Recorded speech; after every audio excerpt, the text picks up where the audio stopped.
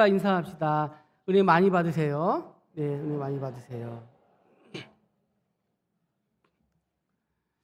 네, 오늘 본문은 귀신 들린 아이를 고치는, 예수님이 고치시는 장면이죠.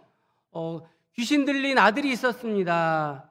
이 아들이 어렸을 때부터 간질병, 비슷한 귀신이 들렸죠. 거품을 물고 경련을 일으키며 이를 갈며 파리해지는 그런 귀신이 들린 아들이 있었는데, 이 아들을 예수님께로 데리고 왔습니다. 그런데 그날 예수님은 하필 산에 올라가셨어요. 변화산에. 그러니까 제자들에게 이 아이를 고쳐달라고 아버지가 부탁을 합니다. 왜냐하면 분명히 예수님이 이 제자들을 전도하러 보낼 때 귀신을 쫓아내는 능력을 주셨거든요. 그런데 이번에는 제자들이 못 고칩니다. 그런데 못 고쳤는데 예수님이 내려오셨어요. 산에서 세 제자와 함께 내려와서 무슨 일이냐 그랬더니 그 아버지가 얘기를 합니다. 제 아들을 데리고 왔는데 제자들이 못 고칩니다. 그랬더니 제자들에게 믿음이 없는 세대여, 내가 너희 언제까지 함께 하겠냐고 제자들을 꾸짖으시고 아버지에게 언제부터 이렇게 됐냐 그랬더니 어렸을 때부터입니다. 그랬더니 그 아버지가 하는 말이 할 수 있거든, 예수님께 할 수 있거든 도와달라고. 그랬더니 예수님이 할 수 있거든이 무슨 말이냐? 믿는 자에게는 능치 못할 일이 없느니라. 그랬더니 그 아버지가 이제 정신을 차리고 내가 믿나이다, 나의 믿음 없음을 도와주소서 하자 예수님이 그 아버지의 믿음을 보시고 고쳐주시죠.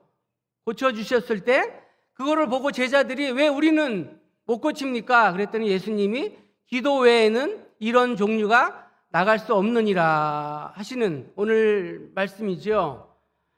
오늘 말씀은요,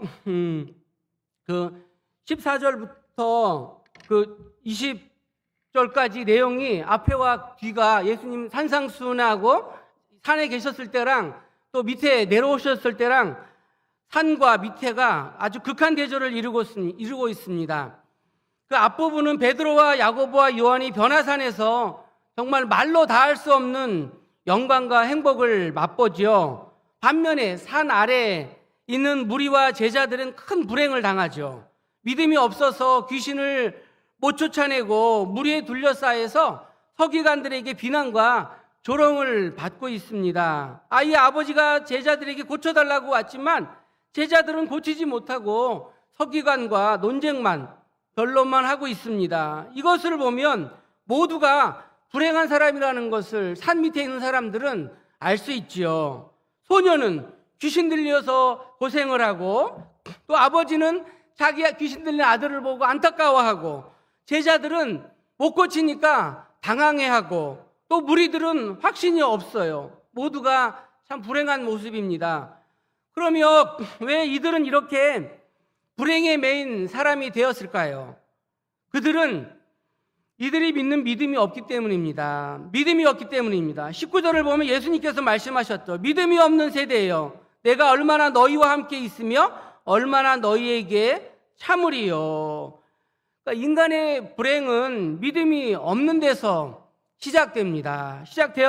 처음 사람 아담이 하나님의 언약의 말씀을 믿는 믿음이 없는 데서부터 불행이 시작된 것이죠. 그래서 인간 상호관계에서도 믿음이 상실돼 버리고 인간은 불행의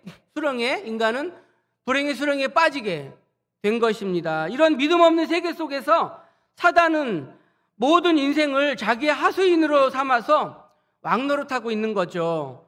오늘 귀신 들린 소년이 바로 그런 인생입니다. 또 그 아버지, 이런 불행을 안고 있으나 해결할 수 없는 무기력한 인간이죠. 또 제자들, 이런 문제를 해결해야 할 사명을 가지고 있으면서도 믿음이 없어서 당황하고 있는 우리의 연약한 모습을 제자를 통해서 볼 수 있습니다. 또 무리와 또 논쟁자들, 변론자들, 서기관들, 해결의 길이 무엇인지 알지 못하는 믿음 없는 세대인 것입니다. 그렇다면 해결책은 없는 것입니까? 해결책은 무엇입니까? 있습니다. 바로 믿음이 해결입니다. 믿음이 해결책입니다.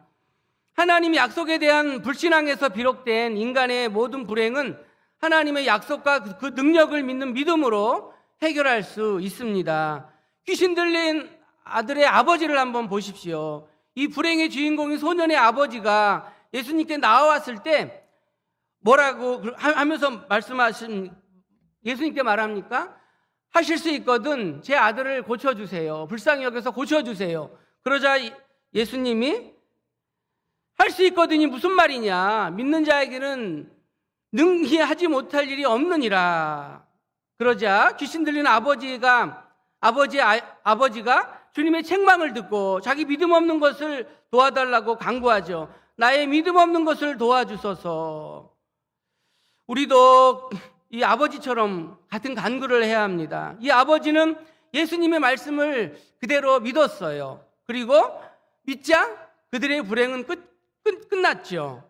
행복이 시작되었죠. 이들은 예수님의 권세를 믿었던 겁니다. 그리고 그들을 사로잡고 있었던 불행을, 그들의 불행에 매여놓았던 그 사단의 권세에서 자유하게 되었던 것입니다. 예수님께 나와서 그들의 불행의 문제를 해결받았던 사람들의 공통적인 모습이 무엇입니까? 바로 예수님의 권세와 능력을 믿는 믿음의 사람들이었습니다. 예수님께서는 우리의 불행을 해결해 주려는 사랑과 능력이 있으세요. 믿으십니까? 맞습니다. 그런데 그 사랑과 능력은 아무나 누리지 못해요. 오직 믿음으로 나아오는 자만 누리는 것입니다. 처음에는 이 아버지도 누리지 못했잖아요. 못 고쳤잖아요. 그런데 예수님이 꾸짖자 그대서야 도와달라고, 내가 믿음 없는 것을 용서해달라고, 내가 믿나이다 할 때 예수님이 그 믿음을 보시고 고쳐주셨잖아요. 항상 예수님은요 그 믿음을 보시고 고쳐주셨어요. 왜냐하면 예수님의 치유는 우리 육신의 치유뿐만 아니라 항상 전인격적으로 치유를 해주세요. 그래서 우리를 구원해 주시고 우리 영혼을 구원해 주시고 육신을 치료해 주셔요.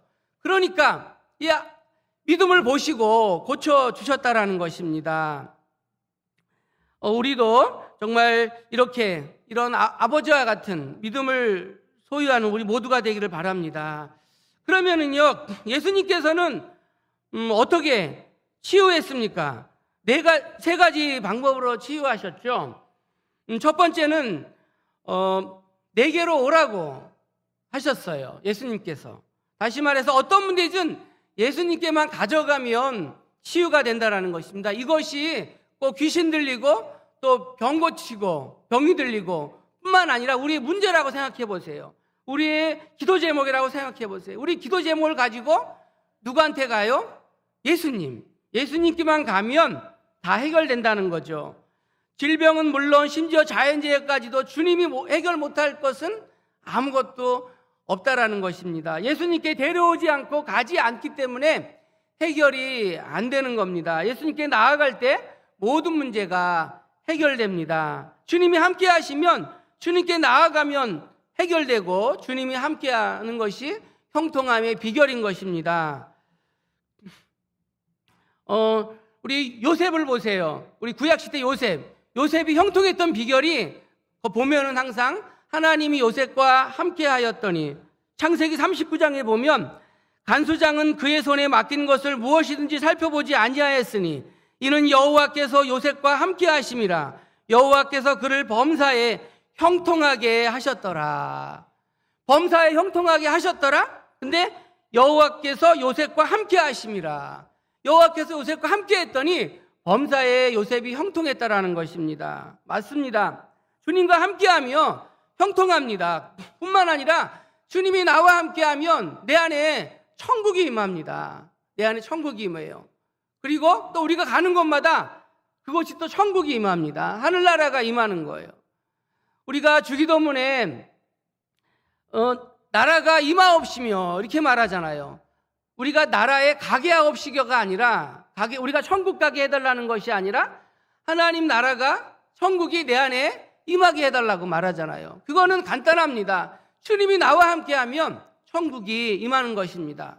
그리고 내가 가는 곳마다 또 천국이 임하게 되는 것이죠.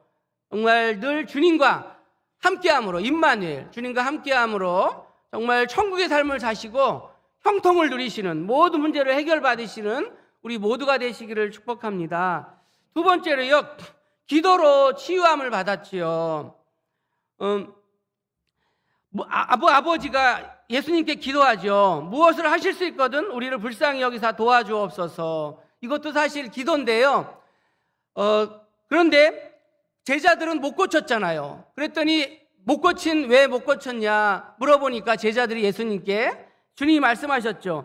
기도 외에는 이런 종류가 나갈 수 없느니라 말했다라는 것입니다. 기도가 치유해 줄 모든 문제를 해결할 수 있다라는 것입니다. 귀신을 쫓아낼 수 있다라는 것이죠. 기도로 우리의 모든 문제를 해결할 수 있다라는 것입니다. 마지막은 소년의 아버지의 믿음으로 치유함을 받았다라는 것입니다. 소년의 아버지가 기도할 때 무엇을 하실 수 있거든 우리를 불쌍히 여기사 도와주옵소서라고 말하자 예수님은 할 수 있거든이 무슨 말이냐, 믿는 자에게는 능히 하지 못할 일이 없느니라. 그러자 소년의 아버지가 즉시 내가 믿나이다 고백하지요. 믿음이 적다는 것을 인정하고 겸손하게 주님께 도움을 청하죠. 나의 믿음 없는 것을 도와주소서, 이렇게 말했다라는 것입니다.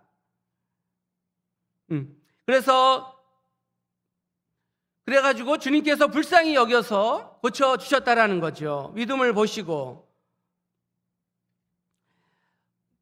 믿음이 적다는 것을 인정하고 겸손하게 주님께 도움을 청했던 것이죠. 이렇게 간질병을 앓고 있는 귀신 들린 소년의 믿음, 기도는 전혀 언급되지 않았습니다. 귀신 들렸기 때문에 기도할 생각도 못했겠죠. 그런데 전혀 이 간질병 걸린 아들이 기도했다라는 말은 없어요. 그러니까 이 기도 치유는 바로 아버지의 중보기도라는 것이죠. 아버지의 믿음을 보시고 아버지의 기도로, 간절한 기도로 아버지의 믿음을 보시고 고쳐주셨다. 그러니까 중보 기도였다라는 것입니다. 우리 백부장도 마찬가지죠.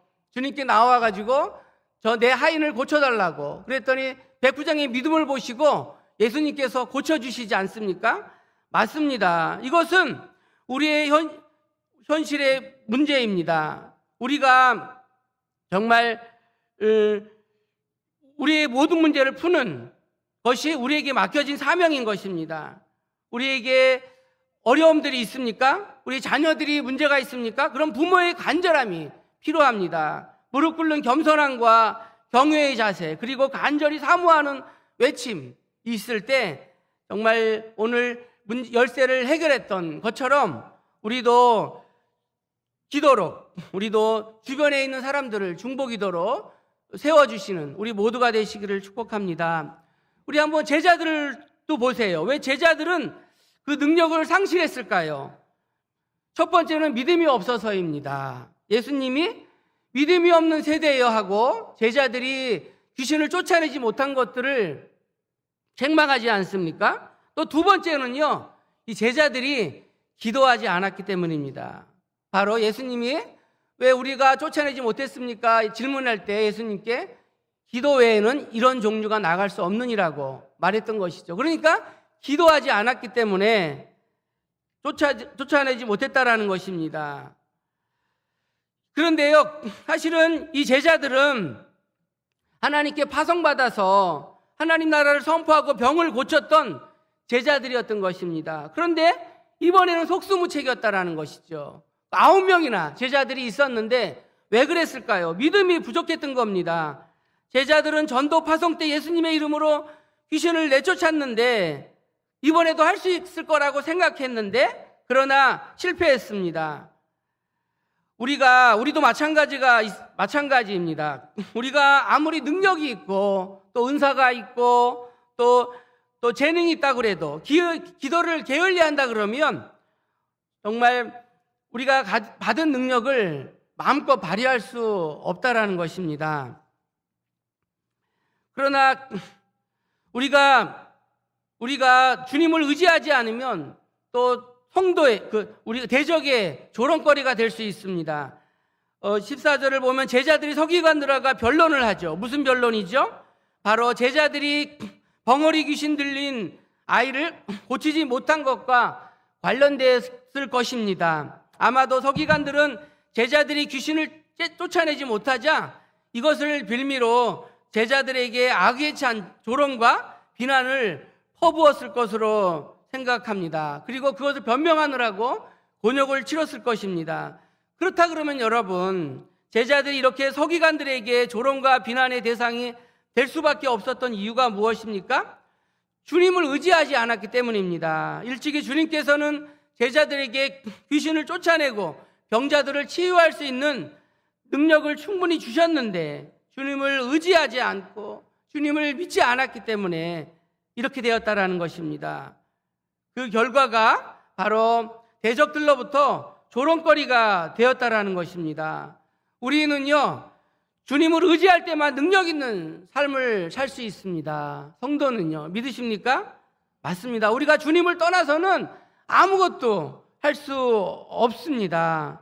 오늘 우리 가운데 본문의 제자들과 같이 무기력한 삶이 된다 그러면 세상에 조롱을 당할 것입니다. 정말 주님을 온전히 의지하고 내 힘을 의지하지 말고 버리고 온전히 주님만을 의지해서 정말 승리하시는 우리 모두가 되시기를 바랍니다. 믿음으로 간구로 주님의 보좌 앞에 나아가는, 주님의 이름을 의지해서 행하시는, 그래서 대적을 이기고 승리하는 우리 모두가 되시기를 축복합니다. 우리 귀신을 쫓아내는 일은 영적인 싸움이고 또 하나님의 도움을 받아야 가능합니다. 그런데 제자들은 기도하지 않았어요. 오직 자신의 힘으로만 귀신을 쫓아내려고 했기 때문에 못한 거, 실패한 것입니다. 여기서 우리는요, 영원 구원, 유능한 성도가 되는 비결이 무엇인지 깨닫게 됩니다. 그것은 바로 믿음과 기도로 무장하는 것입니다. 믿음과 기도로 무장한 성도는요, 영원 구원을 능력 있게 행할 수 있습니다. 내가 진실로 너에게 이르노니 나를 믿는 자는 나의 하는 일을 저도 할 것이요 또한 이보다 큰 것도 하리니 이는 내가 아버지께로 감이니라. 예수님께서 이렇게 말씀하셨잖아요. 그렇다면 믿음이 무엇입니까? 예수님을 자랑하고 내 육체를 신뢰하지 않는 것입니다. 이것이 바로 믿음입니다. 주 안에 있는 것이 믿음입니다. 우리는 나를 죽이고 주를 믿는 것입니다.